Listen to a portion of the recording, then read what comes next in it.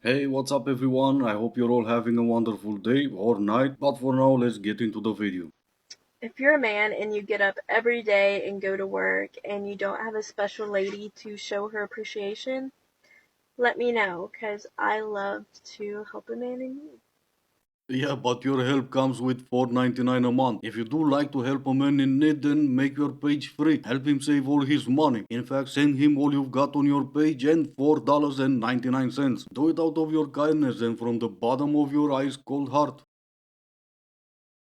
I don't know who said this first, but whoever did, thank you. Because it has totally gotten rid of whatever was left of me worrying about somebody not liking me. I have never been hated by somebody that I would trade places with. And they're right. Like, if I don't respect you, why would I respect what you have to say about me? And interesting, isn't it? How it is always the people that you would never want to trade places with that have something to say about everybody else. It's never the ones that are doing well. She's right. She's absolutely right. And not only that, she will never speak about someone who she will never trade places with, but she doesn't speak about anyone else in general. Every once in a while, I think about this guy that my friend met on a dating app. And he had asked her out. They had a date set up, but they were still talking over text. They were talking about what they were having for dinner that night. Just like you can't break generational curses by seeking approval from the generation that's cursed, you cannot break generational trauma by seeking approval from the generation that caused the trauma. While we're on the topic of people being so stupid, y'all want to talk about the male loneliness epidemic? Those podcast bros have the attention of millions of young, impressionable boys who are forming their identities, and they are preying on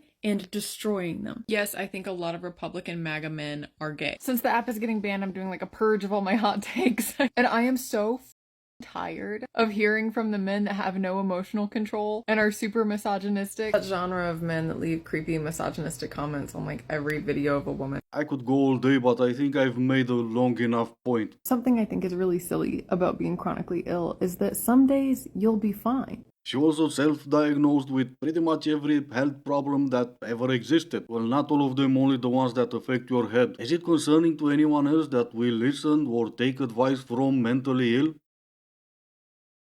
No, because I hate when I'm out with a guy and he goes, "Oh my God, I bet you have so many other guys in your DMs." Because, like, what am I supposed to say to this? I feel like if I say no, then I just sound like a loser who, like, can't pull any man into her DMs.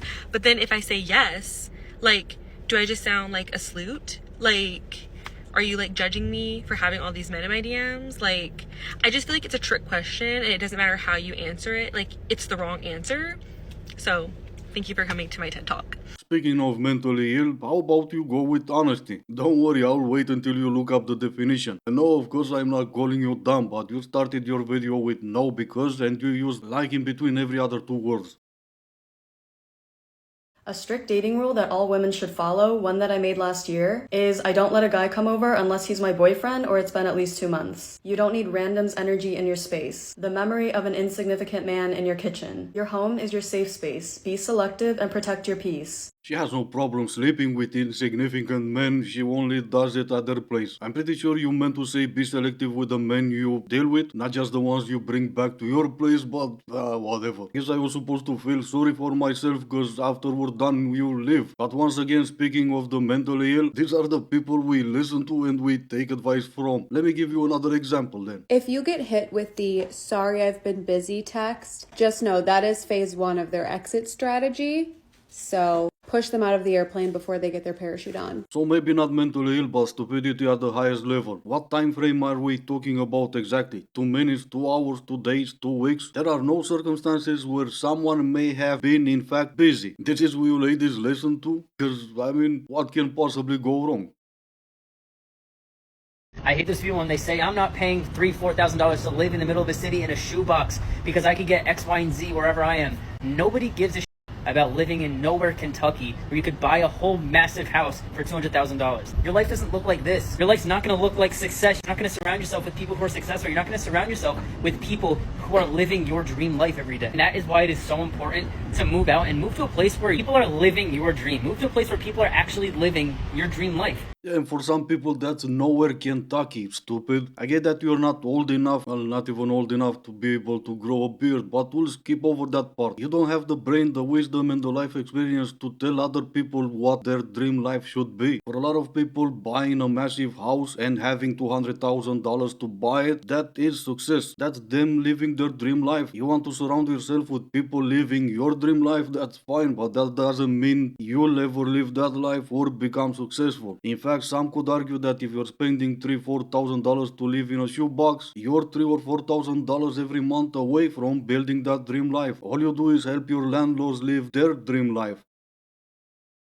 You've been cutting women's hair for 18 years. Should I still trust women? No. A client of mine, single mom, has 3 kids. They all have different dads, but by her own doing. So she has enough of her own money, but she always wants a man with more money. So she dates these men in higher positions and whatnot, and they have broken up with her. And what she actually does is she goes and gets artificially inseminated. Wow. And tells them that she's pregnant by them. She lies to these men, and then by the time the paternity test comes out, obviously they know they're not the dad. She's done it 3 times. And all the kids are by just Different donors. Holy.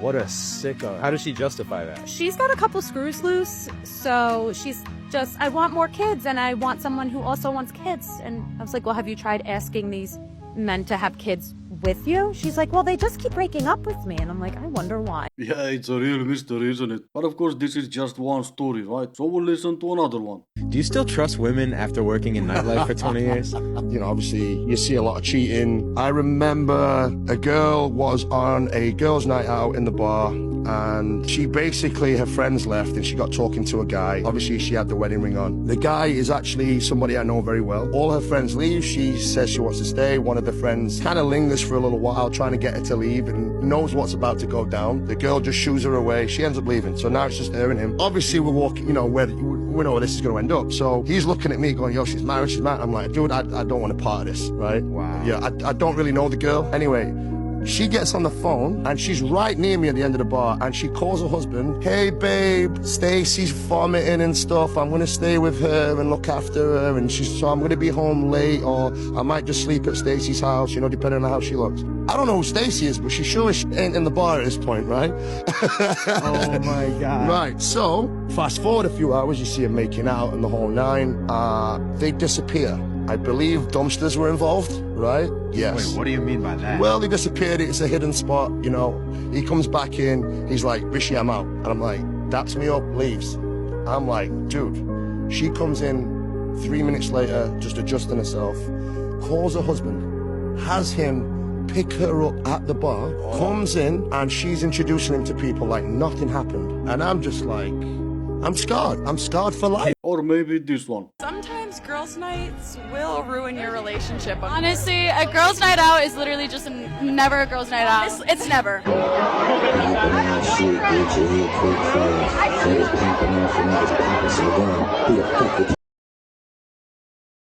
So the married women that are married women, taken women, whatever, that are absolutely salivating over this Riley Green music video. I have not seen the music video. I've seen clips on TikTok as I'm scrolling through. I don't think that it is to go watch a music video for the sole fact of watching another man. So I have zero desire to see it. Anyways, your men aren't like this, like all the time. I feel like if you're in a relationship and you are not like this, then that relationship's broken. You need to find a new one. Because if I'm in the house and my man passes by me and he doesn't touch me, we're fighting. I'm throwing hands. What do you mean? What do you mean you just passed behind me and you didn't touch my butt? What do you mean that the kids aren't home and we're not, you know? What do you mean?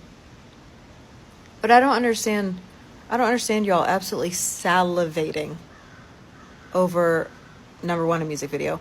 Number 2, another man that's not yours. I don't get it.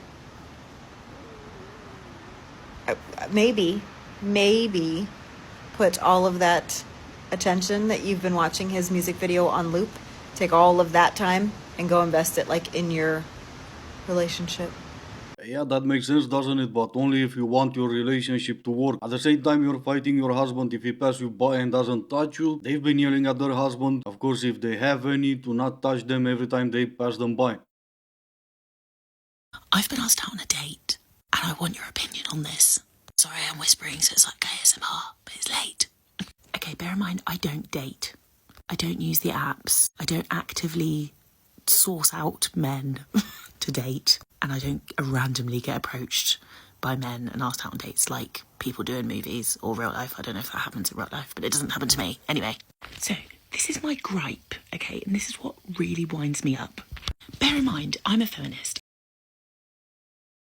Something that nobody prepared me for is once you meet the right man, all of a sudden you become 20 times more feminine. I was so in my masculine in all my previous relationships, and now I'm like a little princess. I saw this Instagram reel where this woman was talking about her morning routine with her husband because he used to go to work at like 5 a.m. So she gets up at like 4:30 to cook him breakfast before he goes. And then in this video, he is doting all over her. Like clearly he loves his woman. And then you go to the comments and all these pessimistic women that like clearly have not met the right man are like, I would never do this. My man is a grown man. He can do that him damn self. Do you realize that some women just like want to do that when they meet the right guy? Trust me. If I had seen that video last year, 2 years ago, I'd have been like, what the? I would never. Girl, wait until you meet the right man that is so masculine, you want to be feminine. Something weird happening to TikTok. I mean, really, really weird. I spent the last 30 minutes going through her comments and not a single one of those, like, oh my god, way to take back women 50 years. Not a single one. I almost missed them.